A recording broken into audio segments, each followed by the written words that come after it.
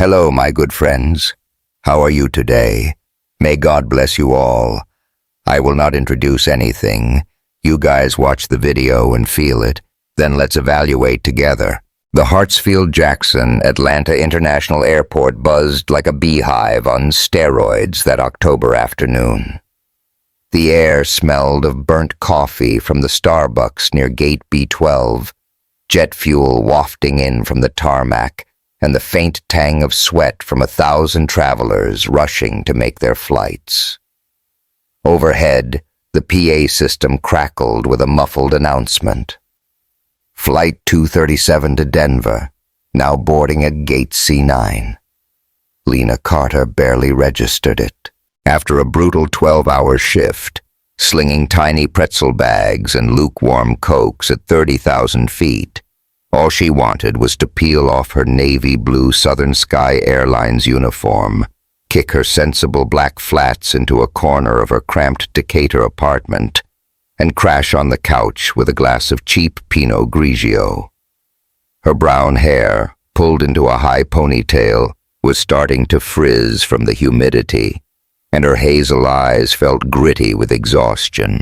She adjusted the strap of her beat-up tote bag and weaved through the crowd near the baggage claim, dodging a guy in a loud Hawaiian shirt barking into his phone, and a mom wrestling with a stroller and 2 screaming toddlers. Lena was almost to the escalator when she heard it. A loud thud followed by a soft, "Oh dear me." She turned. An elderly woman stood a few feet away, her silver hair catching the harsh fluorescent light. She wore a beige wool coat that looked a size too big and a string of pearls that had seen better days. At her feet, a small rolling suitcase lay on its side, its contents spilling out like a yard sale gone wrong. A pair of fuzzy slippers, a paperback romance novel with a creased spine, and a little plastic bag of Werther's original candies scattered across the grimy tile floor. Lena didn't think twice. She dropped to one knee, ignoring the ache in her legs, and started gathering the woman's stuff. "Here, let me help you with that," she said, flashing a tired but genuine smile. "These suitcase wheels can be real jerks sometimes, huh?" The woman looked down at her, blue eyes crinkling with gratitude. "Oh, bless your heart, honey," she said, her voice warm and a little shaky. "These old hands of mine don't work like they used to. I'm just a mess today." "No mess here," Lena replied, scooping up the candies and tucking them back into the bag. "Just a little hiccup. You heading home or just passing through?" The woman steadied herself against the suitcase handle as Lena zipped it shut. "I'm Dorothy Hayes. Folks call me Dottie. Just got back from visiting my sister in Savannah. She's got a new hip and a mouth that won't quit, so I figured I'd give her a hand for a week. You?" "Lena Carter," she said, standing and brushing off her knees. "I'm a flight attendant with Southern Sky. Just finished a shift and dreaming on my couch. Where's your ride picking you up?" Dottie squinted toward the exit, her arthritic fingers trembling slightly as she gripped the suitcase. "My son's supposed to meet me out front, but I reckon I got turned around. This place is bigger than a cornfield in July." Lena chuckled. "Yeah, Hartsfield's a beast. Tell you what, there's a VIP lounge just past the Starbucks over there. It's got comfy chairs and free coffee. Way better than these plastic torture devices they call seats out here. Want me to walk you over?" Dottie's face lit up like a kid on Christmas morning. "Oh, that'd be just peachy, Lena. My boy always says I should wait there, but I'm no good with directions. You're a lifesaver." "No biggie," Lena said, hoisting her tote higher on her shoulder and taking the suitcase handle from Dottie. "Let's get you settled." The terminal was a madhouse. Businessmen in wrinkled suits speed-walking with briefcases, college kids in hoodies hauling overstuffed backpacks, and a guy in a cowboy hat strumming a guitar like he thought he was auditioning for American Idol. Lena kept her pace slow, matching Dottie's careful shuffle. The older woman chatted as they went, her southern drawl thick as molasses. Savannah was real pretty this time of year, azaleas blooming like nobody's business. But Lord, my sister's guest bed, lumpier than a sack of potatoes. I'm ready for my own pillow. I hear ya, Lena said, dodging a roller bag that nearly took out her shin. Nothing beats your own bed after a trip. Did you fly Southern Sky down there? Sure did, Dottie nodded. Nice folks on the plane, but I swear those seats keep shrinking. Or maybe I'm just getting wider, she laughed, a raspy little sound that made Lena grin. They reached the VIP lounge entrance, a glass door with a discreet sign and a bored-looking attendant in a red blazer scrolling on his phone. Lena flashed her airline ID, a laminated card with her photo. A bad one, she always thought. Her smile too wide, her hair too flat. The guy barely glanced up, just waved them through with a lazy, "Go on in." Inside, the lounge was an oasis compared to the chaos outside. Plush armchairs sat in neat rows. A TV hummed with a muted weather report, and a coffee machine gurgled in the corner. Lena guided Dottie to a seat near the window where she could watch the planes taxiing on the tarmac. "Here you go," she said, setting the suitcase within reach. "Your son can find you easy here. Need anything else before I head out?" Dottie sank into the chair with a sigh of relief, patting Lena's hand. "You're an angel, Lena. Airports make me feel every one of my 70 years. But you've gone and made my day a whole lot brighter. Not many folks stop to help anymore. Everyone's always rushing around like their tail's on fire." Lena shrugged, a little embarrassed by the praise. "I see it all the time up in the air. People too busy to look up from their phones. My grandma used to say kindness doesn't cost a dime. So I try to live by that." "Well, your grandma raised you right," Dottie said, her eyes twinkling. "My Nathan says the same thing. He's always griping about folks forgetting their manners these days. He's a good boy, built his own company from scratch. Real estate, you know. I reckon he'd like you." "Sounds like a smart guy," Lena said, adjusting her ponytail. "I better let you rest up for him. Take care, Mrs. Hayes." "Call me Dottie, honey," she insisted, giving Lena's arm a gentle squeeze. "And you take care, too. Thanks again." Lena waved and turned to leave, her sneakers squeaking faintly on the carpeted floor. She didn't notice the ID card slip from her pocket, fluttering down like a leaf to land silently near Dottie's chair.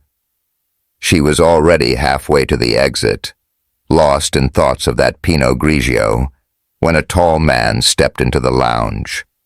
Nathan Hayes cut an imposing figure, 6'2", broad shoulders filling out a tailored gray suit, dark hair neatly combed back. His blue eyes, sharp and observant, scanned the room until they landed on his mother. He'd arrived early to surprise her, parking his sleek black Audi in the short-term lot and weaving through the terminal with the confidence of someone who owned half the city, which, in a way, he kinda did. Hayes Property Development had his name on billboards from Buckhead to Midtown. "Mom," he called, striding over with a grin. "How is Savannah?" Dottie looked up, beaming. "Nathan, you're early, you rascal. Flight was fine, but I'd have been a goner without that sweet flight attendant who helped me. My suitcase went kaput, and she swooped in like a superhero." Nathan raised an eyebrow, pulling up a chair. "A flight attendant, huh? That's a new one. Usually you're telling me about the TSA guy who frisked you too hard." Oh, hush. Dottie swatted his arm. This girl, Lena, she said her name was, she was a doll. Helped me pick up my mess and walked me here when I couldn't find my way. Reminded me of your Aunt June, back when she was young and full of heart. Nathan leaned back, half listening as his mom launched into a play-by-play of her week in Savannah. His gaze drifted to the floor, where something caught the light. A small plastic card. He bent down and picked it up, turning it over in his hand.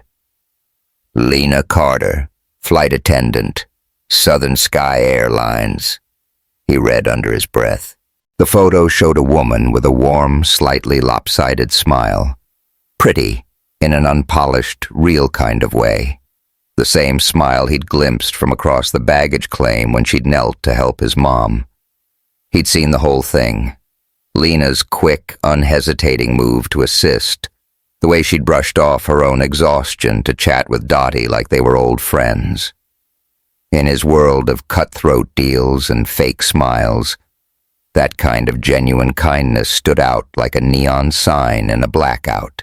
"Earth to Nathan," Dottie said, snapping her fingers. "You listening?" "Yeah, Mom," he said, pocketing the ID with a faint smile. "Just thinking. You ready to head home?" "More than ready," she said, pushing herself up with a groan. "Let's get out of this circus." As they walked toward the exit, Nathan's hand brushed the card in his pocket. He could drop it at Lost and Found. Standard procedure, no fuss. But something stopped him. Lena Carter, he muttered to himself, glancing back at the lounge. Guess I've got a reason to stick around this airport a little longer. A week after the suitcase incident, Lena Carter was back in the grind, her navy blue Southern Sky Airlines uniform crisp and her ponytail tighter than ever. She stood in the galley of Flight 142, Atlanta to Denver, pouring a Diet Coke for a guy in 14C who didn't even look up from his laptop. The hum of the engines vibrated through the floor, and the recycled air smelled faintly of stale pretzels. She'd pulled an early shift, wheels up at 6 a.m., and her feet were already screaming in those damn flats. But the paycheck was worth it, and honestly, she loved the chaos of the skies. It beat sitting in a cubicle any day. Back on the ground in Atlanta, though, something else was brewing. Nathan Hayes sat at his desk in his midtown office, a sleek corner suite with floor-to-ceiling windows overlooking Peachtree Street. The city sprawled below, glass towers glinting in the late afternoon sun, traffic snarling along I-85. He twirled Lena's ID card between his fingers, the plastic edges worn from a week of fidgeting. He'd meant to drop it at Lost and Found, but every time he passed the airport on his way to a site inspection, he'd found himself holding on to it instead. Lena Carter, he muttered, glancing at her photo again. That smile, it stuck with him, like a song you can't shake. His assistant had tracked down Southern Sky's local office with one phone call, perks of being Nathan Hayes, the guy whose name was plastered on half the for sale signs in Fulton County. He'd scribbled a note on his personal stationery, nothing fancy, just, "Hey Lena, thanks for helping my mom at the airport. I've got your ID. Coffee's on me if you're up for it. Nathan Hayes." He'd slipped it into an envelope with the card and had it couriered over that morning. Now he just had to wait. Lena didn't see it coming. She'd clocked out after the Denver run, dragging her tote bag through the employee lounge at Hartsfield-Jackson when her supervisor, Diane, waved her over. "Carter, you got mail," Diane said, tossing her a cream-colored envelope.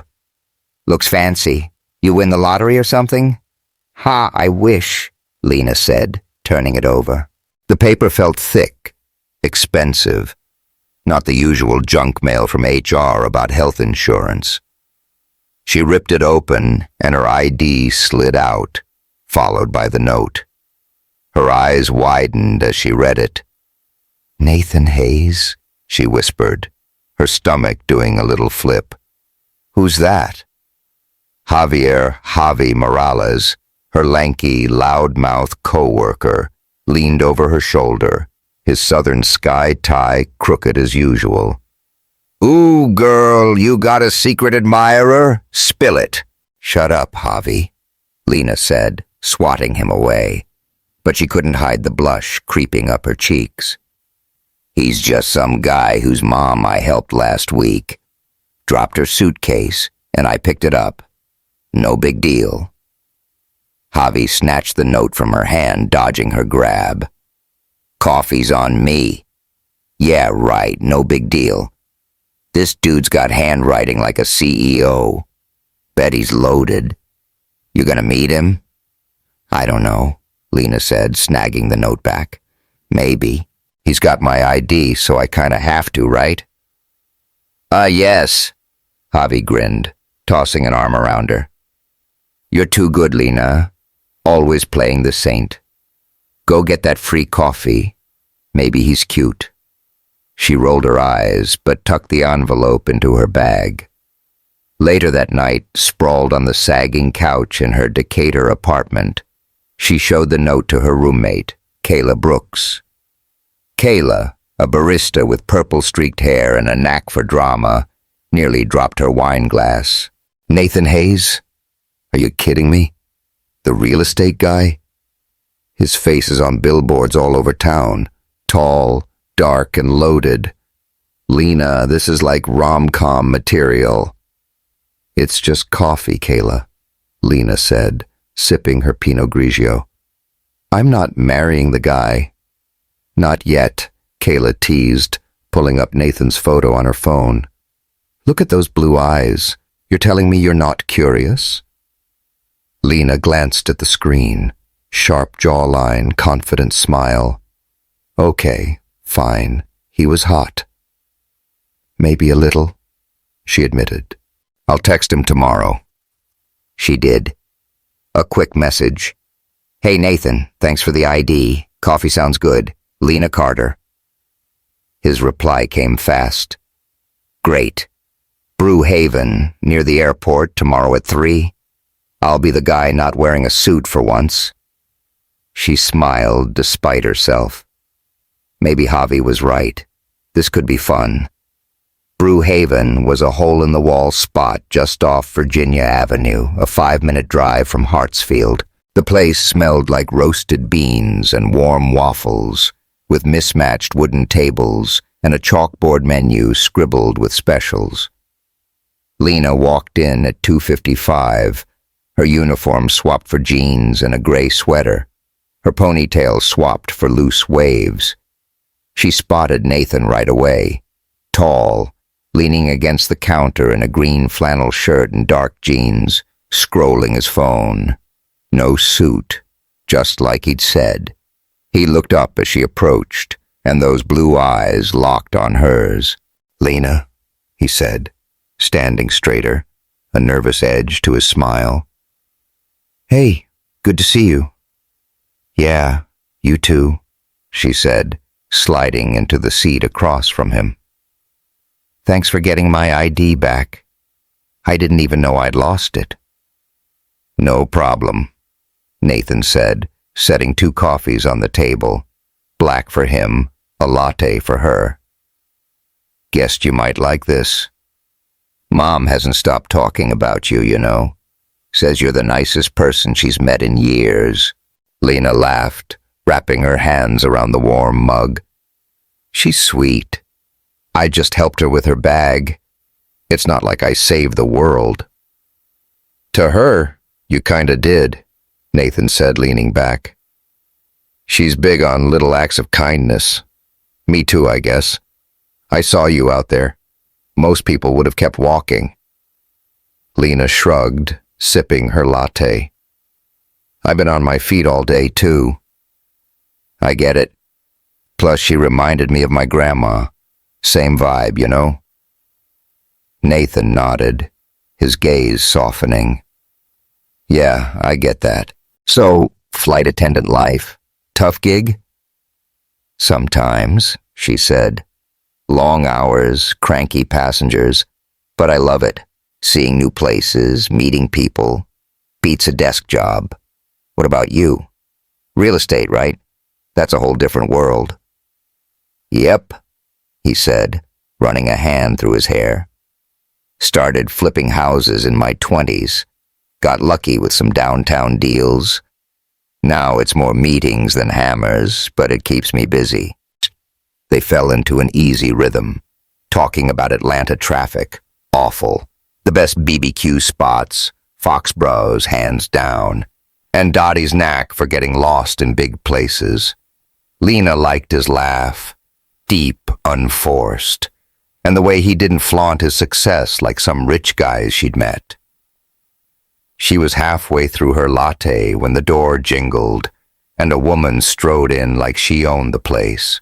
Tessa Hayes was all sharp edges, blonde hair in a sleek bob, a tailored black blazer, and heels that clicked like gunfire on the hardwood floor. She spotted Nathan and made a beeline for their table, her green eyes narrowing as they landed on Lena. "Nathan," she said, voice clipped. "What's this?" Nathan's jaw tightened, but he kept his tone light. "Hey, Tessa. Just grabbing coffee with Lena. Lena, this is my sister." "Hi," Lena said, offering a small wave. Tessa didn't return it. "Coffee, huh?" Tessa crossed her arms, glancing between them. "With a flight attendant? What's the angle here, Nathan? She helped Mom, and now she's cozying up to you?" Lena's stomach dropped. "Excuse me?" "Tessa, chill," Nathan said, his voice low but firm. "She's not cozying up to anyone. She helped Mom out of the blue, something you'd never get, apparently." "Oh, please," Tessa scoffed, turning to Lena.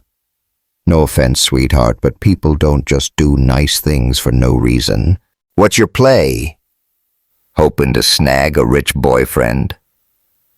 Lena's face burned, but she kept her cool. "I don't need to snag anyone. I was doing my job, being a decent person. You should try it sometime." Tessa's lips thinned, but Nathan cut in before she could fire back. "Enough, Tessa. You're making a scene. Lena doesn't deserve this." "Fine," Tessa said, stepping back. "But don't say I didn't warn you, little brother. She's not in our league." She turned on her heel and stalked out, leaving a cloud of expensive perfume and tension in her wake. Nathan rubbed his temples. "I'm so sorry. She's protective in the worst way." Lena set her mug down, her hands shaky. "Yeah, well, she's got a hell of a way of showing it. Look, I don't know what she thinks I'm after, but I'm not here for your money or whatever." "I know," Nathan said, meeting her eyes. "I don't think that either. She's just complicated. Can we start over? Pretend that didn't happen?" Lena hesitated, then nodded. "Okay, but if she shows up again, I'm out." "Deal," he said, forcing a smile. They finished their coffee, but the vibe was off, the easy chatter replaced by awkward silences. When Lena stood to leave, Nathan walked her to the door. "I'll call you," he said. "I mean it." "Sure," she said, but as she headed to her car, Tessa's words echoed in her head. She didn't need this drama, not from some rich guy's sister. Still, Nathan's earnest apology stuck with her. and she couldn't shake the feeling that this wasn't over. Back at his office, Nathan tossed his keys on the desk, replaying the mess in his mind. Tessa was out of line, way out, but he couldn't let her ruin this. Lena was different, real, in a way he hadn't seen in years. He grabbed his phone, determined to fix it. 2 weeks had passed since the coffee shop showdown, and Lena Carter was still trying to shake off the sting of Tessa Hayes's words. She threw herself into work, picking up extra shifts at Southern Sky Airlines to keep her mind off it. The Hartsfield-Jackson Atlanta International Airport was her turf, chaotic, loud, and familiar. Tonight, the terminal glowed under flickering fluorescence, the air thick with the hum of jet engines and the chatter of late-night travelers. Lena adjusted her uniform, her sneakers scuffing the tile as she hauled her tote bag toward the crew lounge after a red-eye from Charlotte. Her phone buzzed in her pocket. Another text from Nathan. "Hey, can we talk? Dinner tomorrow? I owe you after last time." She stared at it, thumb hovering over the screen. He'd called a few times since Brew Haven, leaving voicemail she hadn't answered. Part of her wanted to say yes. Those blue eyes and that laugh still lingered in her head, but Tessa's venom had left a mark. Not in our league. Screw that. Lena shoved the phone back in her pocket. She didn't need the Hayes family drama. Meanwhile, across town in Midtown, Nathan paced his office, the city lights painting streaks across the dark glass. He'd screwed up, letting Tessa ambush Lena like that, and he hated how it had ended. He'd invited Lena to dinner tomorrow, a low-key spot called Rusty's Diner off Ponce de Leon, hoping to make it right. His mom, Dottie, had practically ordered him to. "That girl's a keeper, Nathan," she'd said over Sunday brunch, waving a biscuit at him. "Don't let your sister scare her off." He sighed, running a hand through his hair. He'd try one more time. Back at the airport, something else was brewing. Lena was halfway to the lounge when Javi Morales, her goofy co-worker, barreled toward her, his tie flapping like a flag in the wind. "Lena, thank God," he panted, clutching a stack of papers. "I messed up big time." "What now, Javi?" she said, dropping her bag on a bench. "Spill coffee on the captain again?" "Worse," he said, eyes wide. "I lost the manifest for tomorrow's Denver flight. Dropped it somewhere near baggage claim, and it's got all the cargo details. Diane's gonna kill me," Lena groaned. "You're a walking disaster. Come on, let's retrace your steps before someone finds it and we're both toast." They headed back to the baggage claim, dodging a guy in a Falcons jersey hauling a guitar case. The area was quieter now, just a few stragglers waiting for late bags. Lena scanned the floor, then froze. A woman stood near belt 3, mid-40s, dark hair pulled into a tight bun, wearing a trench coat that screamed trying too hard to look mysterious. She was Marissa Klein, a regular on Lena's flights. Always in 12A, always with a locked carry-on she guarded like it held the nuclear codes. Tonight she was arguing with a scruffy guy in a janitor's uniform, short, twitchy, with a name tag that read Ronnie. Lena couldn't hear them, but Marissa's sharp gestures and Ronnie's shifty glances set off alarm bells. "Javi," she whispered, nudging him. "You see that?" He squinted. "What? The lady with the spy vibe? Yeah, she's weird. Found her bag once under the seat. Wouldn't let me touch it." Lena frowned. "She's on my flights all the time. Something's off." She filed it away, focusing on the manifest. They found it under a bench, crumpled, but intact. "You owe me, Morales," she said, handing it over. "Big time," he grinned. "You're my hero, Carter." She reported Marissa to Diane the next morning. Nothing concrete, just a hunch.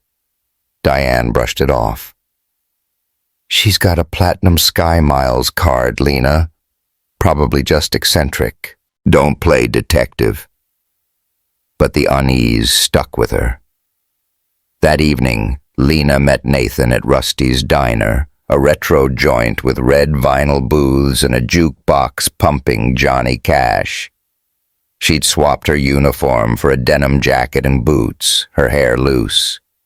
Nathan was already there, in a flannel shirt and jeans, looking nervous as he fiddled with a ketchup bottle.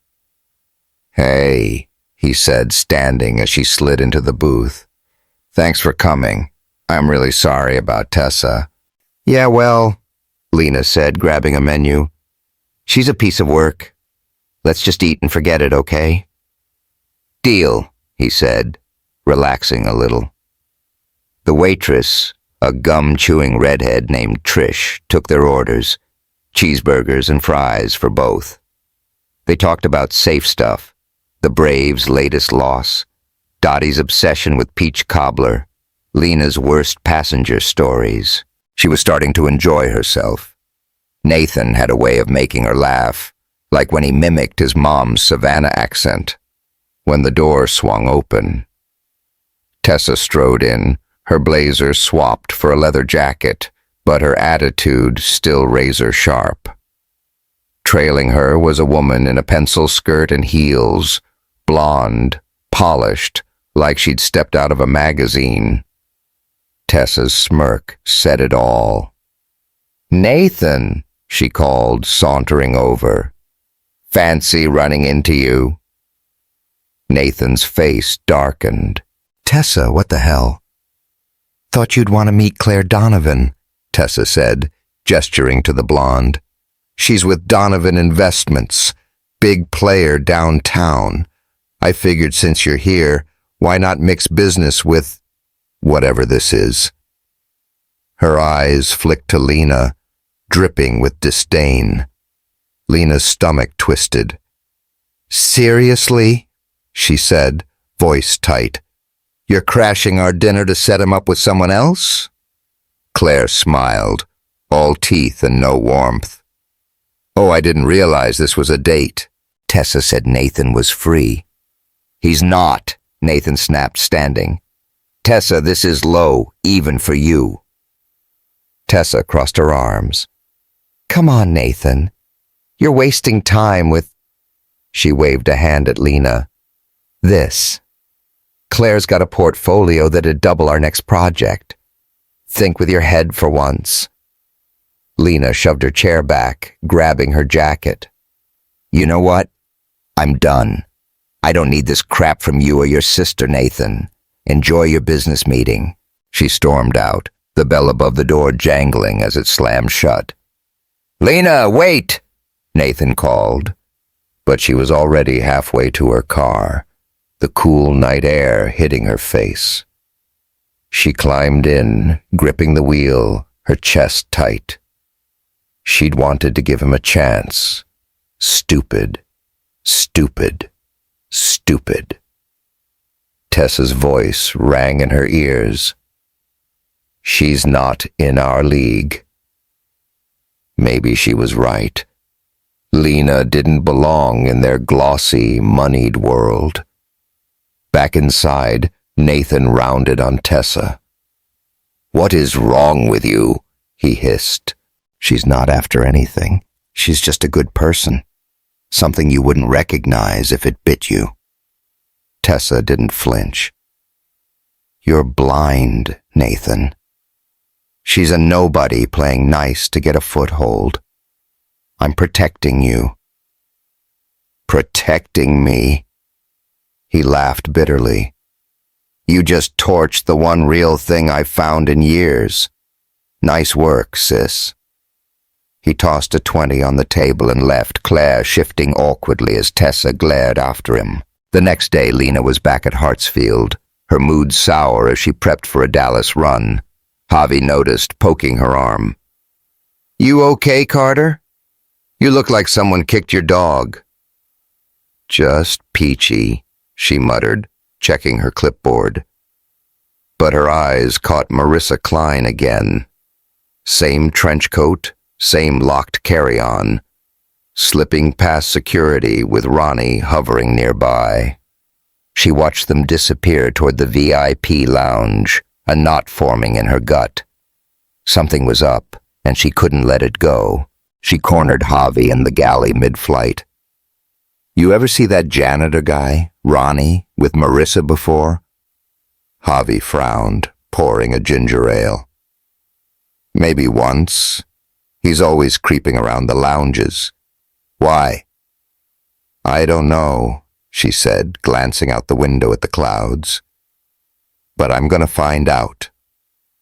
That night, she drove home, Nathan's latest voicemail unanswered on her phone. "Lena, I'm so sorry. Tessa's out of line. I'm not giving up on this. Call me, please." She deleted it, her resolve hardening. No more rich boy baggage. But Marissa and Ronnie, that was a puzzle she couldn't drop. She grabbed her laptop, searching Southern Sky's passenger logs. Nothing on Ronnie, but Marissa's name popped up on every Atlanta-Denver route for months. Too regular for a coincidence. At his Buckhead condo, Nathan sat on his balcony, staring at the skyline. He'd blown it. Again. Tessa's meddling had pushed Lena away, and he didn't know how to fix it. But he wasn't done trying.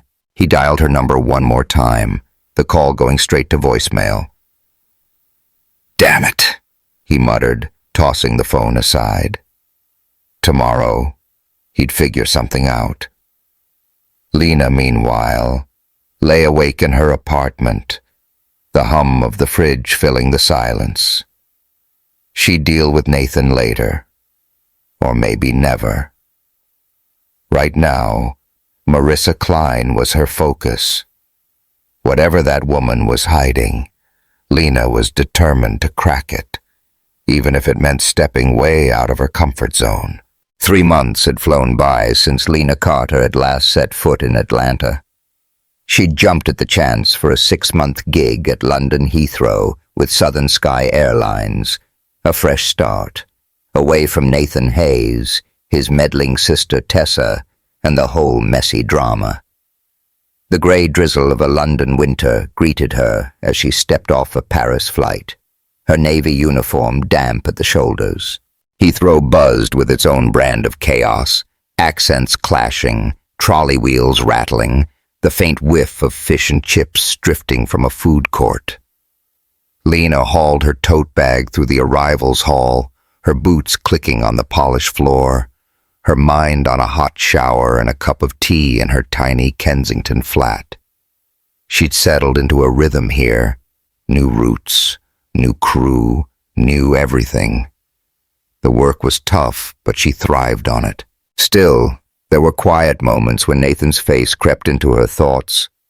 Those blue eyes, that dumb flannel shirt, the way he'd tried to apologize. She'd ignored his calls, deleted his texts, told herself it was over. But the sting hadn't faded as much as she'd hoped. Back in Atlanta, Nathan was a wreck. His Buckhead condo felt too big, too quiet. He'd thrown himself into work, new developments, late-night meetings, but it didn't fill the hole. Dottie had noticed, cornering him over meatloaf at her cozy Roswell house. "You're moping, Nathan," she'd said, pointing a fork at him. "That Lena girl's got your heart, and you're letting her slip away. Fix it." He'd argued, "She's in London, Mom. It's done." But Dottie's words stuck. So did Tessa's latest stunt. She'd gloated over brunch, admitting she'd pushed Claire Donovan on him to save him from Lena. "You're welcome," she'd smirked. It had taken all his restraint not to flip the table. He'd hit a breaking point last week. After a site visit near Hartsfield, he'd driven past the airport, picturing Lena there, helping his mom, smiling that real, unguarded smile. That night, he'd booked a flight to London. No plan, just a gut feeling. He had to see her. Now, here he was, standing in Heathrow's Terminal 5, jet-lagged and jittery. He'd landed an hour ago, his gray suit swapped for jeans and a leather jacket, a carry-on slung over his shoulder. He scanned the arrivals crowd, businessmen with briefcases, tourists with selfie sticks, until he saw her. Lena, stepping out of customs, her ponytail loose, her face tired, but still her. His heart did a stupid flip.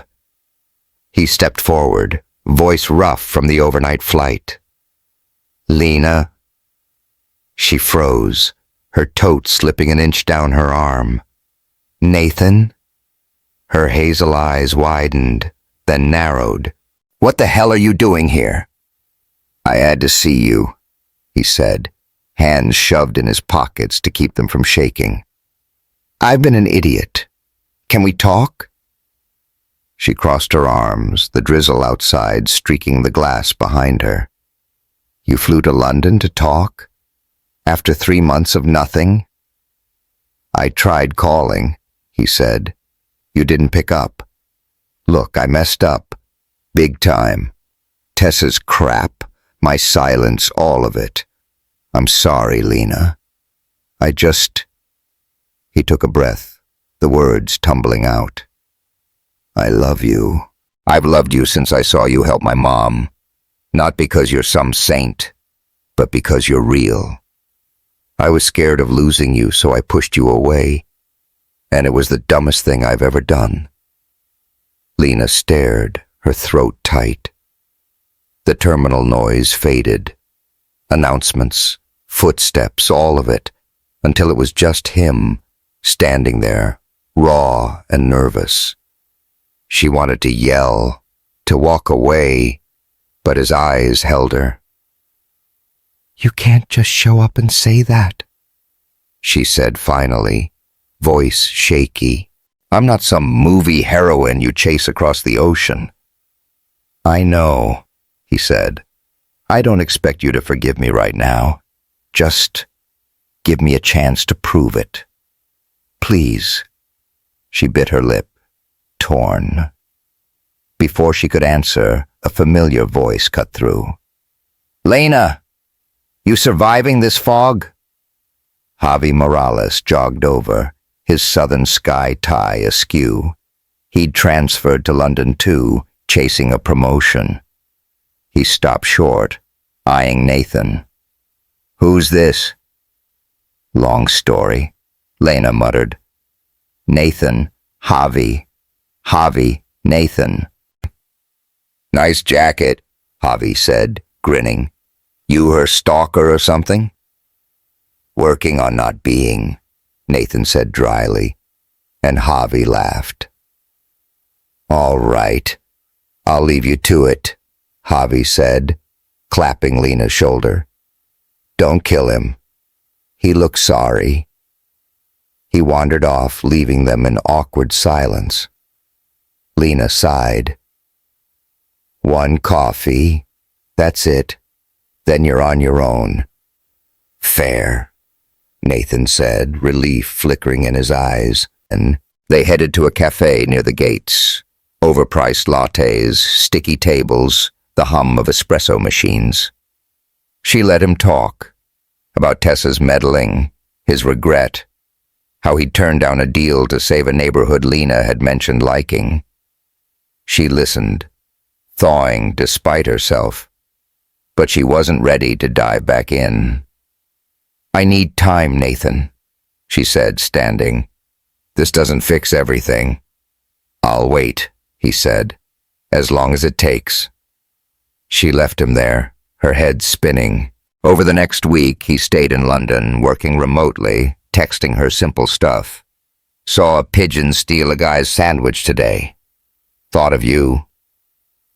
She didn't reply, but she didn't block him either. Then came the flight that changed everything. Lena and Javi were on a Paris Heathrow run, turbulence rattling the cabin. Marissa Klein was in 12A, same locked carry-on, same tense vibe. Halfway through, Javi tripped, spilling water on her bag. Marissa snapped, "Don't touch it!" But not before Lena glimpsed a glint, something metal inside. Her gut screamed trouble. After landing, she pulled Javi aside in the crew lounge. "That bag's not normal. I'm telling Diane again." "She'll just say you're paranoid," Javi said, munching a stale croissant. "But yeah, it's weird." This time, Diane listened, sort of. "I'll flag it to security," she said.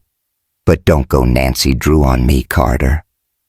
Lena nodded, but she couldn't let it go. That night she texted Nathan, first time since he'd arrived. "You ever hear of a janitor named Ronnie? Works at Hartsfield." He replied fast.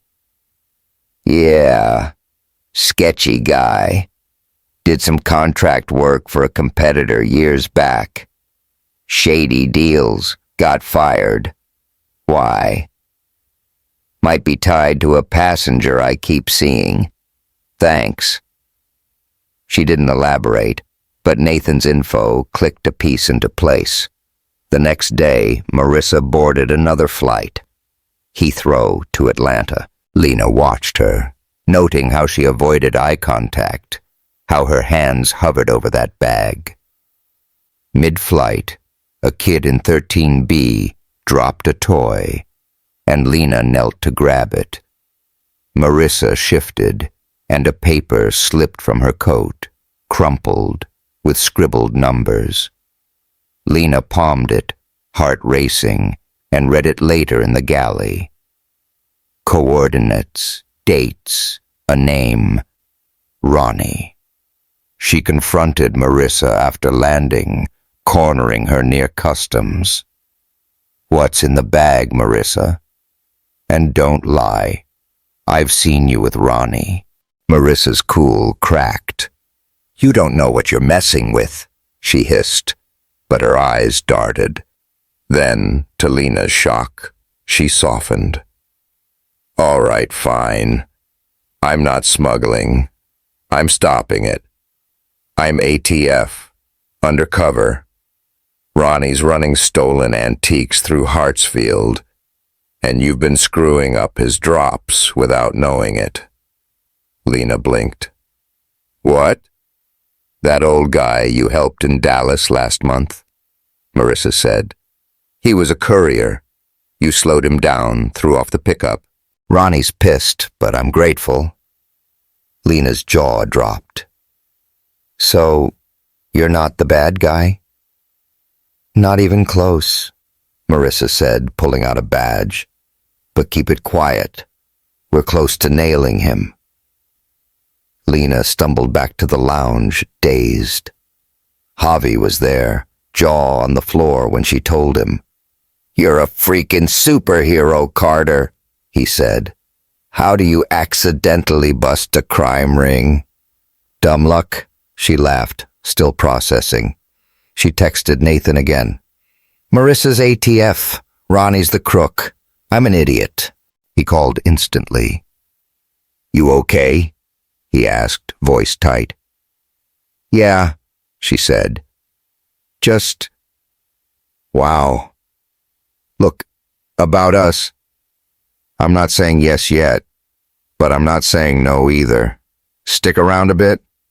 "Done," he said, and she could hear his smile. "Told you, you're real." 2 days later, word came from Atlanta. Ronnie was nabbed in a sting, thanks to Marissa's intel and Lena's accidental heroics. Lena sat in her flat, rain tapping the window, staring at Nathan's latest text. "Proud of you. Dinner when you're ready?" She typed back, "Maybe tomorrow."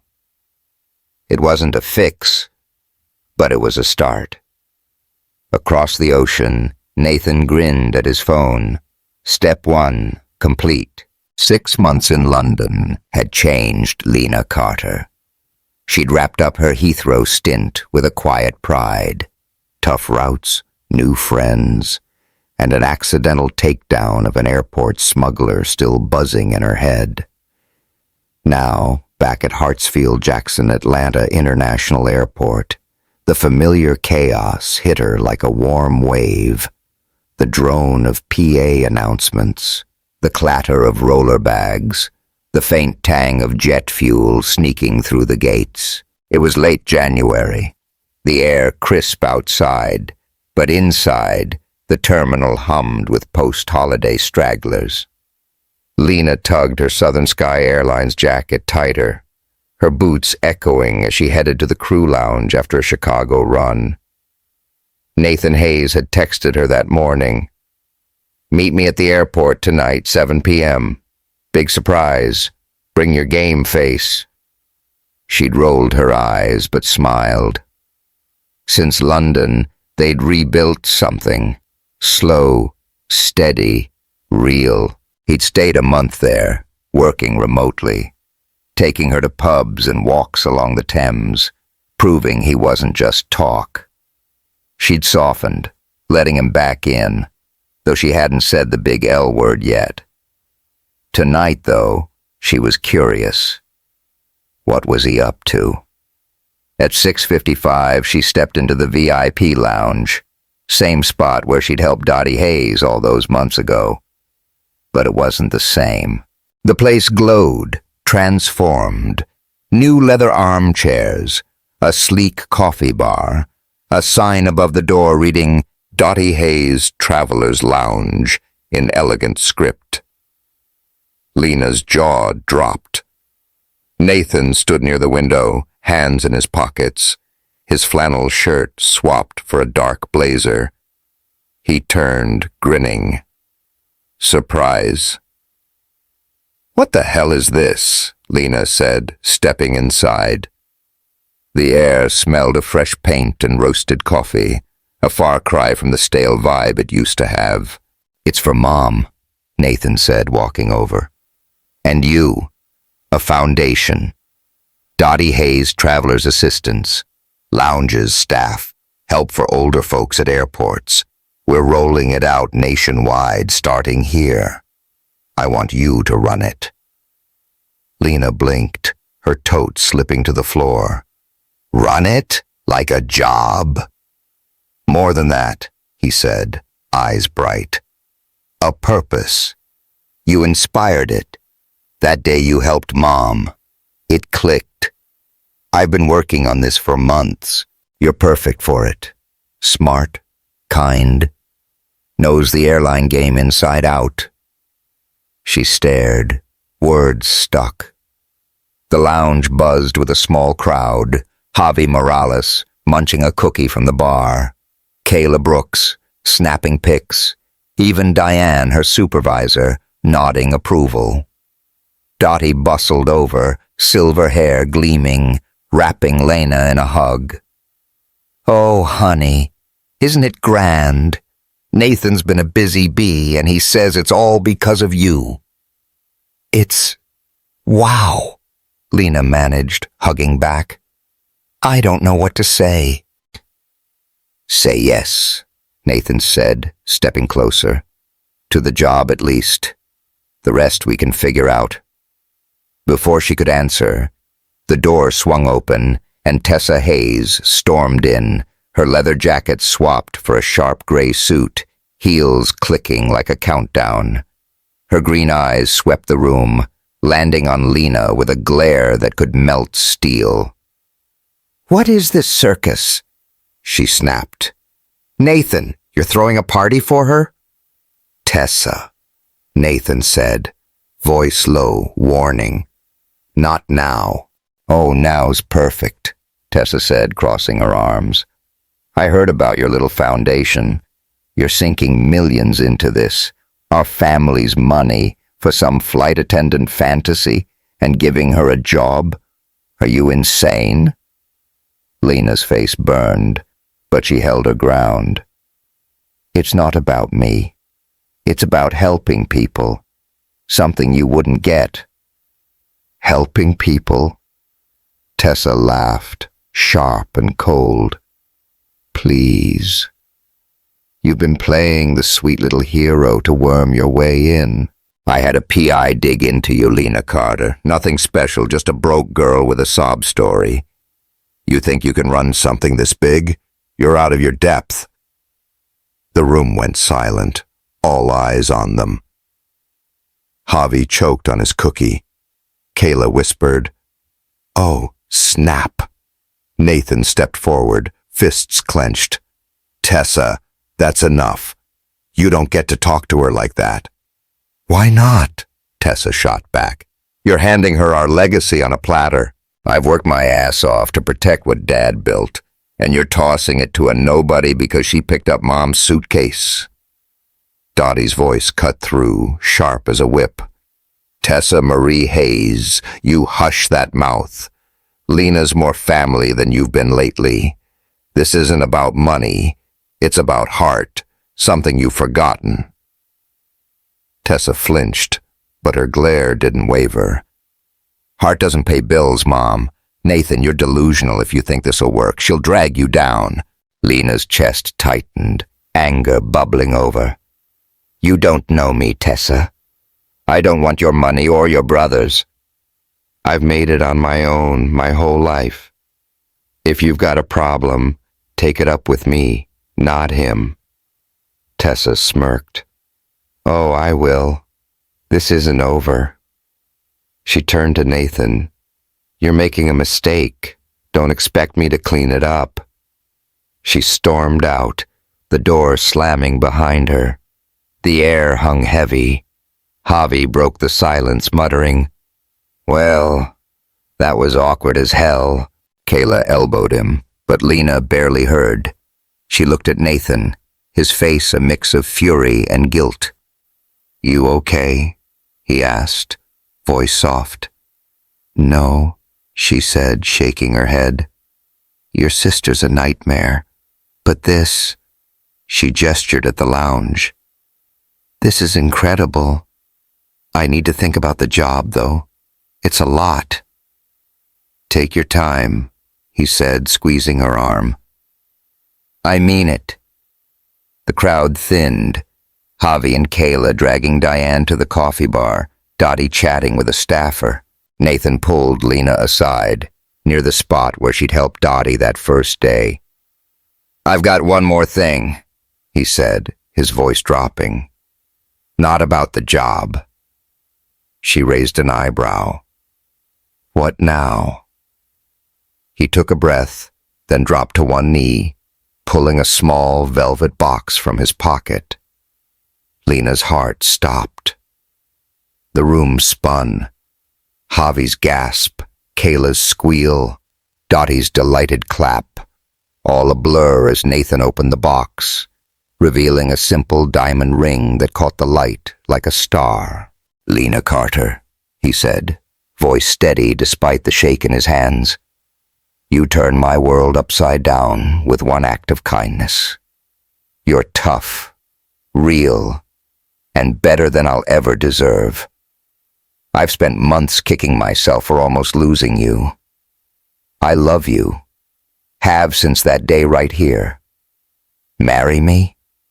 Let me spend the rest of my life proving I'm worth your time." Lena's vision blurred, tears prickling. The lounge faded. Just Nathan on his knee, those blue eyes locked on hers. Her mind raced. Tessa's venom, the job offer, 6 months of rebuilding trust. She'd fought falling for him, but here he was, laying it all out. "Nathan," she whispered, then louder, "Yes, yes, I will." He surged up, slipping the ring on her finger, and kissed her, hard, desperate, like he'd been holding it in forever. The room erupted, Javi whooping, Kayla yelling, "Get it, girl!" Dottie rushed over, hugging them both. "I knew it," she crowed. My boy's got good taste. Lena laughed through tears, the ring cool against her skin. Nathan held her close, whispering, "Thank you." But the high crashed fast. Tessa's words lingered. "This isn't over." Lena pulled back, meeting his eyes. "Your sister's gonna hate this." "Let her," he said, jaw tight. "She doesn't run my life." They stayed late, celebrating with cheap champagne Javi snagged from the bar. Lena's head spun, engaged, a job offer, a lounge named after Dottie. It was too much, but it felt right. Still, as they left, Tessa's threat gnawed at her. She'd won this round, but something told her the fight wasn't done. Across town, Tessa sat in her Buckhead office, staring at a photo of the family. Dad, Mom, Nathan, her. Before it all went corporate. She'd lost tonight, but she wasn't out. "Enjoy your moment, Lena," she muttered, pouring a scotch. "I'm not done playing." At the airport, Nathan walked Lena to her car, the night air biting. "You sure about this?" she asked, holding up her hand, the ring glinting. "Never been surer," he said, kissing her again. "We've got this." She drove home, the ring a quiet weight, Tessa's shadow looming.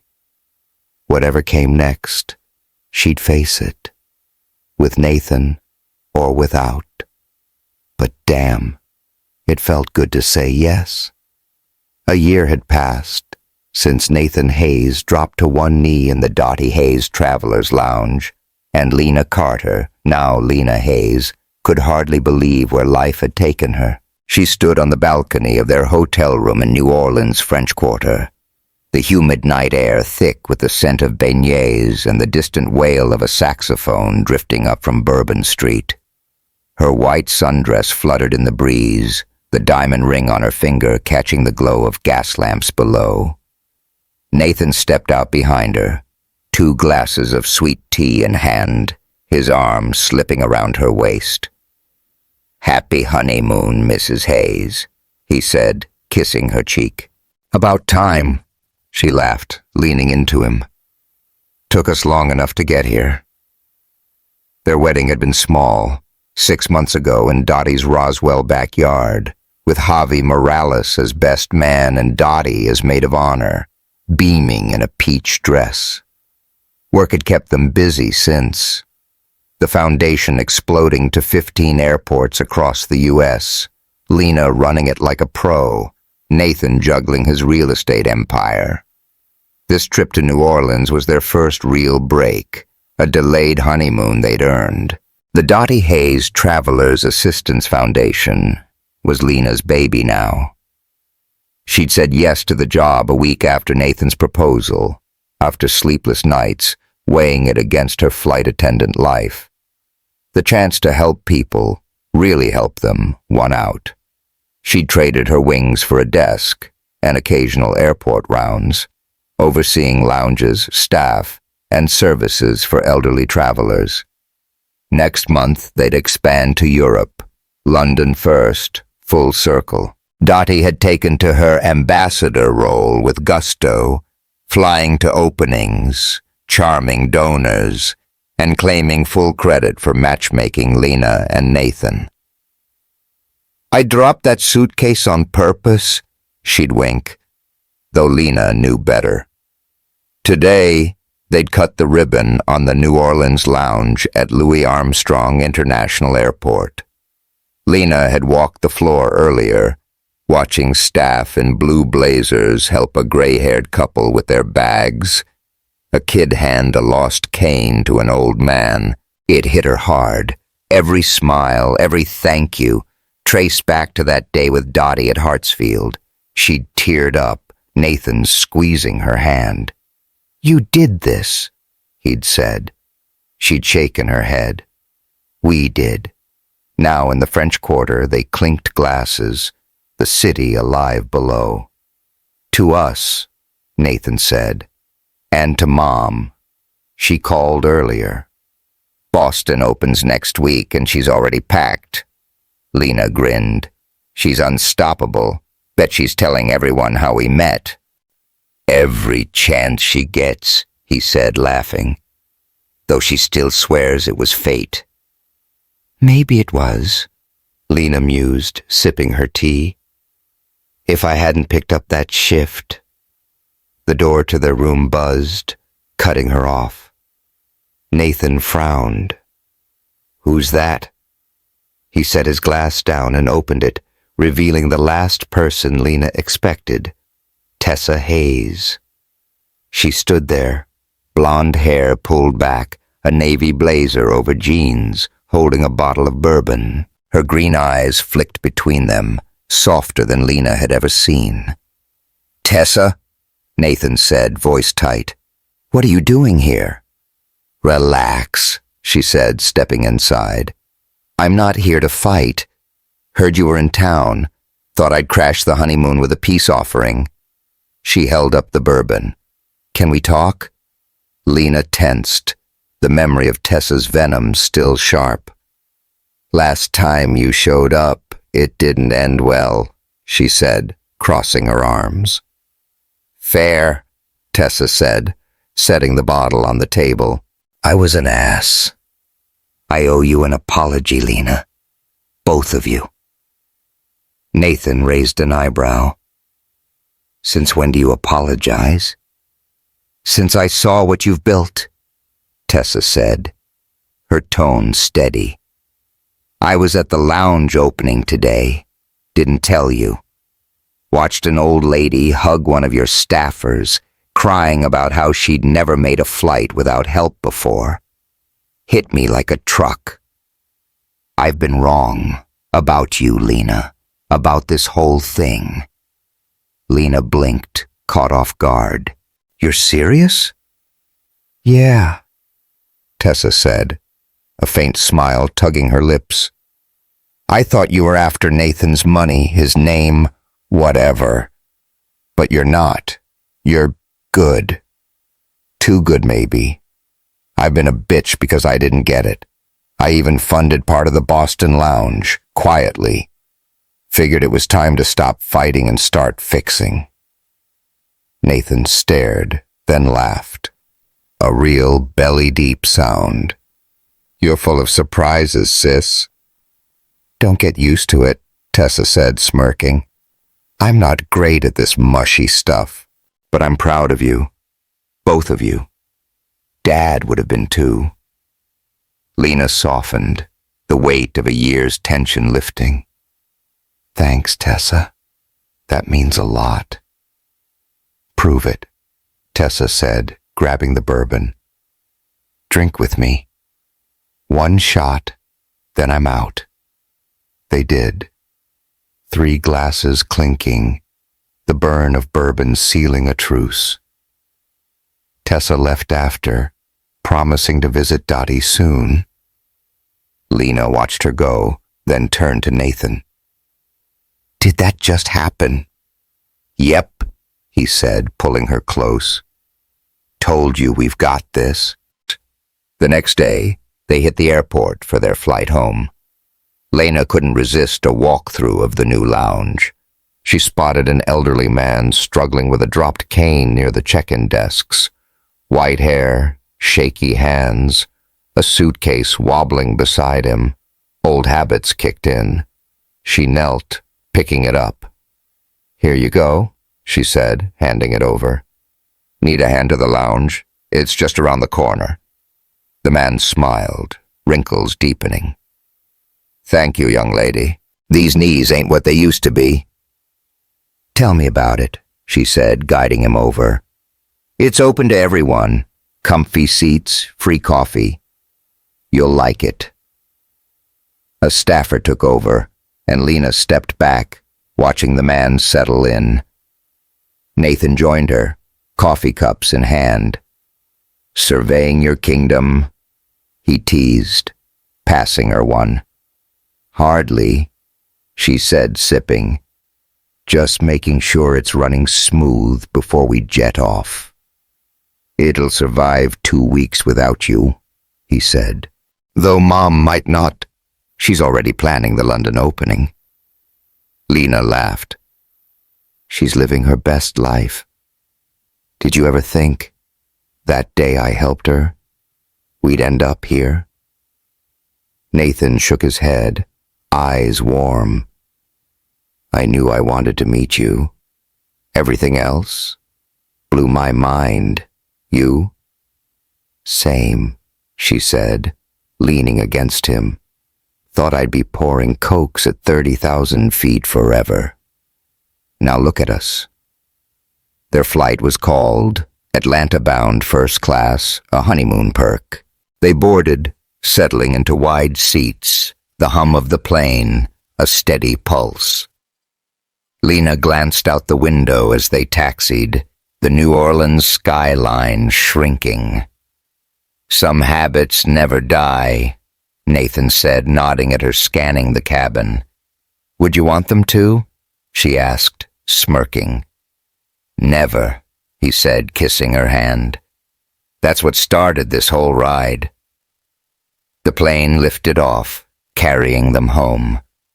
Lena rested her head on his shoulder, the ring a quiet weight, the foundation's reach spreading below.